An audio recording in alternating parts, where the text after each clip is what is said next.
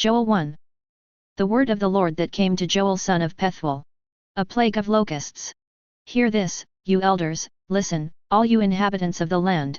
Has anything like this ever happened in your days or in the days of your ancestors? Tell your children about it, and let your children tell their children, and their children the next generation.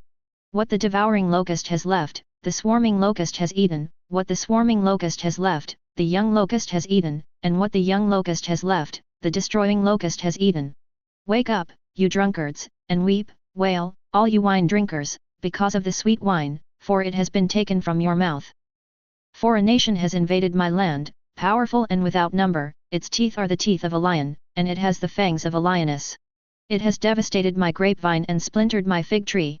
It has stripped off its bark and thrown it away, its branches have turned white. Grieve like a young woman dressed in sackcloth, mourning for the husband of her youth. Grain and drink offerings have been cut off from the house of the Lord, the priests, who are ministers of the Lord, mourn. The fields are destroyed, the land grieves, indeed, the grain is destroyed, the new wine is dried up, and the olive oil fails. Be ashamed, you farmers, wail, you vine dressers, over the wheat and the barley, because the harvest of the field has perished.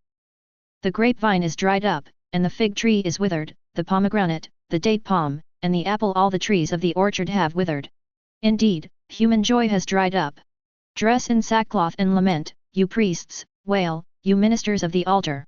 Come and spend the night in sackcloth, you ministers of my God, because grain and drink offerings are withheld from the house of your God.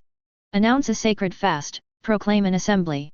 Gather the elders and all the residents of the land at the house of the Lord your God, and cry out to the Lord. The day of the Lord. Woe because of that day! For the day of the Lord is near and will come as devastation from the Almighty.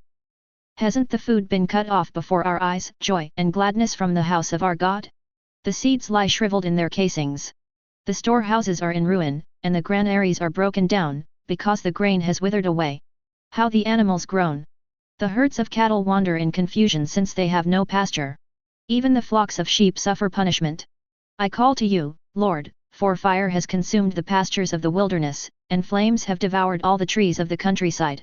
Even the wild animals cry out to you, for the river beds are dried up, and fire has consumed the pastures of the wilderness.